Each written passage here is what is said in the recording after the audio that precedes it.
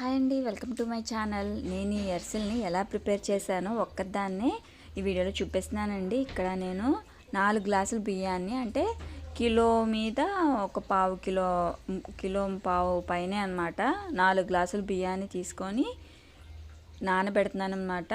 ఒక 2 డేస్ నానబెట్టుకుంటే చాలా మెత్తగా వస్తాయి అన్నమాట అరిసెలు. ఇక్కడ నేను గ్లాస్ కొలతతో చూపిస్తున్నాను అనమాట. 3 గ్లాసులు అయితే 1 కిలో లెక్క అనమాట. ఇంకో గ్లాస్ ఎక్స్ట్రా వేస్తున్నాను నేను, ఎందుకంటే ఇప్పుడు అరకిలో బెల్లం తీసుకున్నాం అనుకోండి, కిలో పిండి సరిపోతుంది.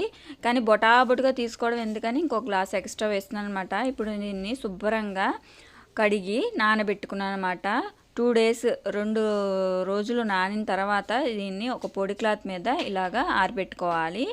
ఒక అరగంట ఆరిదాకా తడి పొడిగా ఉన్నప్పుడే మిక్సర్ జార్లో వేసుకొని మీరు గ్రైండ్ చేసుకోవచ్చు, లేదా పిండి మరి ఆడిచ్చేసుకోవచ్చు అనమాట. అరిసెల పిండి అంటే వాళ్ళు మెత్తగా ఆడతారు. ఇది కొంచెం ఆరినాక మరీ పొడిగా ఆరిపోకూడదండి, కొంచెం తడి పొడిగా ఉండాలి. అప్పుడు నేను పిండి మరికి ఇచ్చేసాను అనమాట. ఇప్పుడు అరకిలో బెల్లం తీసుకున్నాను. పిండి అయితే ఇలా మెత్తగా పట్టించారనమాట. ఇలా ఉండగడితే ఇలా ముద్దల్లో ఉండాలన్నమాట. దీన్ని జల్లిచ్చేసేసి ఇలా ఒత్తి పెట్టి ఉంచాను డబ్బాలో చల్లారకుండా. ఇప్పుడు ఈ అరకిలో బెల్లాన్ని ఇలా కొంచెం స్మాష్ చేసుకొని దబరాలో వేసి కొన్ని నీళ్లు పోసుకొని, చిన్న గ్లాస్తో సగం నీళ్లు పోసుకొని ఇలాగా మరిగించుకోవాలన్నమాట. ఈ బెల్లం పూర్తిగా కరిగిన తర్వాత నేను ఇలాగా వడగట్టే దాంతో వడగట్టేసుకోవాలి. అప్పుడు బెల్లంలో ఏమన్నా మట్టి ఏమన్నా ఉంటే మొత్తం బయటకు వచ్చేస్తాయి అనమాట. ఇప్పుడు మళ్ళీ దబరా కడిగేసేసి ఆ దబరాలో మళ్ళీ ఈ పాకం పోసేసి, ఇప్పుడు పాకం వచ్చేలాగా మనం ఈ బెల్లాన్ని ఉడికించుకోవాలన్నమాట. బెల్లం ఉడకడంలో కూడా టేస్ట్ ఉంటుందండి ఈ అరిసెలకి. ఇప్పుడు మనం పక్కన గిన్నెలో నీళ్ళు అనేది కంపల్సరీ పెట్టుకోవాలి. ఇప్పుడు అప్పుడప్పుడు ఇలా వేసుకొని చూసుకుంటూ ఉండాలి బెల్లం పాకం వచ్చిందా లేదా అనేది. ఇక్కడ మనం ఉండగట్టి గిన్నెకేసి కొడితే టంగన శబ్దం రావాలన్నమాట.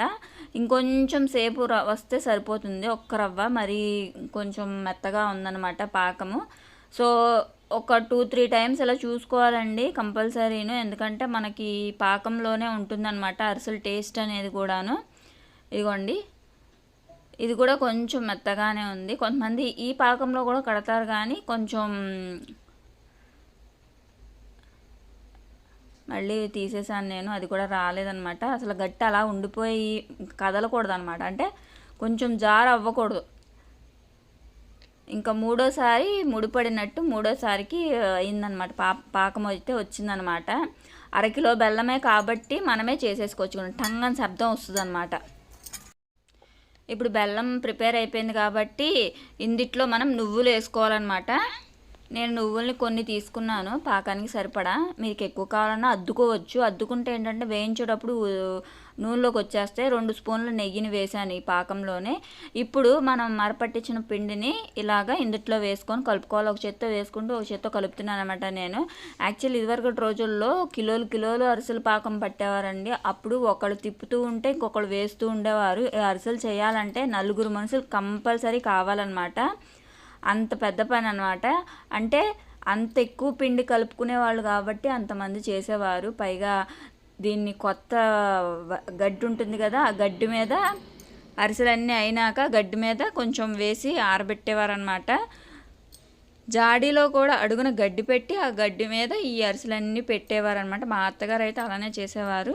ఇప్పుడు కావాల్సినంత పిండి ఈ పాకానికి ఇలా జారుగా అయ్యేంత వరకు, జారుగా ఉందా లేదా గట్టిపడే వరకు కొంచెం పిండి మరీ గట్టిగా పడిపోకూడదండి, అంత వేసేసుకోకూడదు. ఇది మరీ కొంచెం జారుగా కూడా ఉంది.